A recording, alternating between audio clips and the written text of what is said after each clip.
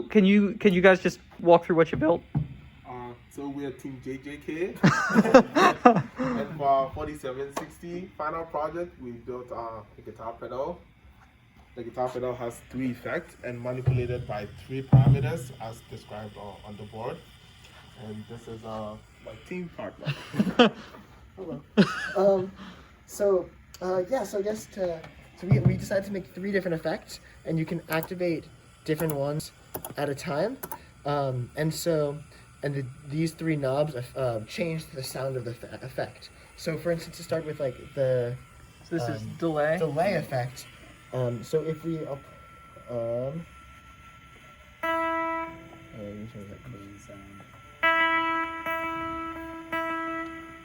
we can. So it sort of rings. Yeah, and so so we can have it where there's like a copy, an echo. Can we hear it with no effects? Yes. Okay, so that's with nothing. And then if we turn on the delay, and you can hear the copy. Yeah. We can change the time of the copy. Oops. And then you can also change how much the copy feeds back into itself. Yeah, I'll make it louder so you can hear that better too. Ooh. And then if you lower the time on it. So wah wah wah wah wah. Yeah. Yeah. Do either of you want to talk about the flanger? Yeah, sure. And then also we have this extra mix Oh, knob, yes. which essentially determines how much of the effect is incorporated to the original signal. So this makes it turn all the way up. The effect is at kind of full volume. Okay. And so if we turn the mix all the way down, or as we decrease the mix, the strength in the delay, in this instance, the second pulse or repeated pulses decreases. So if we turn this all the way down, you can hear it, but it's much quieter. I'll turn the feedback in. So as you turn the mix down, it starts to sound more like the unmessed with sound. The mix is just how much of the dry signal to use and how much of the effect signal to mix in. Okay. And our final feature is the overdrive, which is my personal favorite. Oh wait, did you guys talk about the flanger yet? No, not yet. Okay. If you want to do the distortion first. Yes. Okay, let's talk about that first. The distortion or overdrive. And the idea behind the distortion is clipping the sine waves. So what we do is we basically set a threshold, and for all the different parameters, the distortion tone we pass it through a low pass filter. So I don't know if I can demo this. And it gives this aggressive sound because it clips the top of the sine wave. Wow.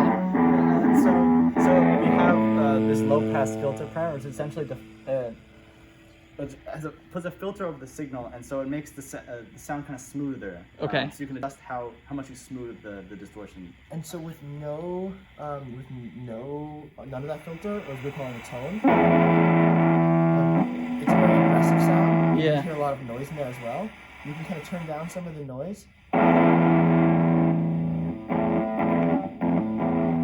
Softer tone as well. It's that to me is such like a classic, like rock and roll effect. I never knew that's what that was, or that's how that was created. It's super simple somehow. Interesting. It's just like raising the gain on the signal and cutting it off. Yes. Interesting. And I love it for its aggression.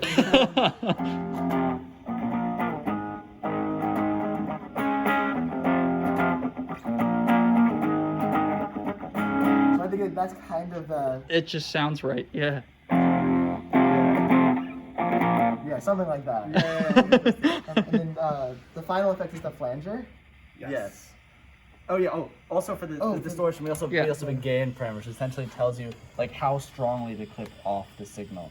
And so that's what we're doing there is we're taking our input wave, and then let's say we'll have like a point where above that it just cuts it off. And so the input gain makes the signal higher and then cuts it off.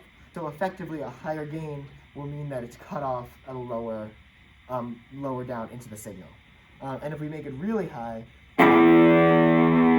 it's much more. You get a much more distorted sound. The mix is kind of That's so This is- awesome. it's a little bit less. Yeah. Super cool. Alright. Awesome. And the mix still does the mixing, and then the flanger. The flanger. Okay, so Jake, do you want to explain the flanger since you wrote most of that part? Oh, sure. So the flanger is somewhat similar to the delay in terms of how it works, but it actually has a very interesting sound. Let me turn the volume up. And so without the flanger, which is a kind of a regular guitar sound. Yeah. If we put on the flanger, it has this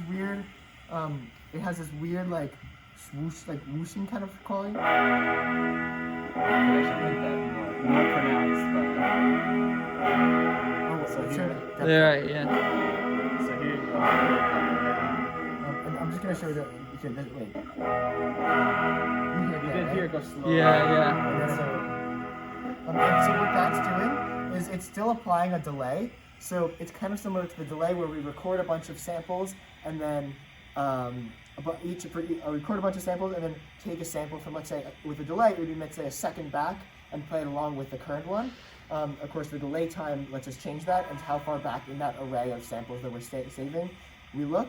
The flanger is like that, but on a much smaller scale, so maybe only 10 milliseconds. Okay. So it's kind of hard to hear the delay, but you can a little bit. But then the interesting thing about that is it doesn't, not just there's that delay, but then we also change how much we delay it by at a pretty slow rate between at a really short time. This is a really fast changing delay, even faster than. At some point the aliens come And then it's so fast that it almost it's above 20 hertz and it becomes an audible frequency, the rate that you're changing at. And that's why it gets that weird sound.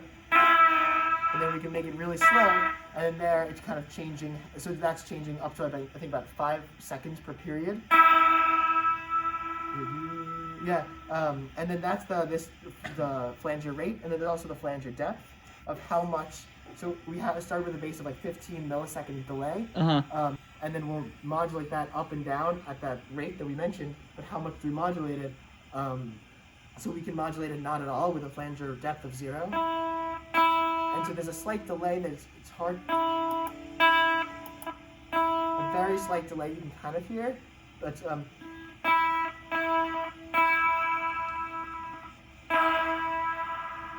and then until all this way, we're changing the tone a bit more.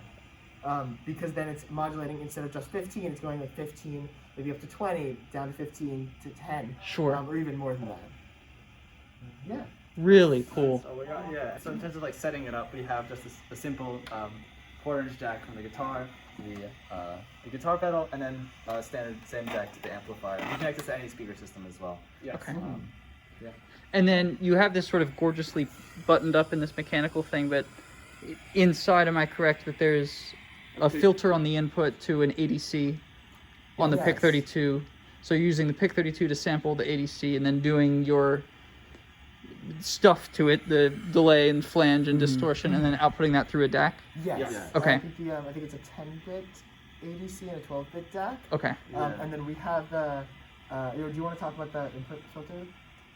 For the input filter, so the ADC clips off negative values of the wave. So what we did is we used a biased high-pass filter to raise the signal up. So what we did was we connected a capacitor and 2 resistors in parallel. We did this in parallel, yes, to bias the signal. Gotcha. And we sent it to the DAC, and initially we had a lot of noise, but one thing we did was by connecting a capacitor to ground to reduce the amount of noise. So that is the basic setup. We have a PIC32 and then a breadboard in this box, and then our fancy buttons. Super cool. Thank you, guys.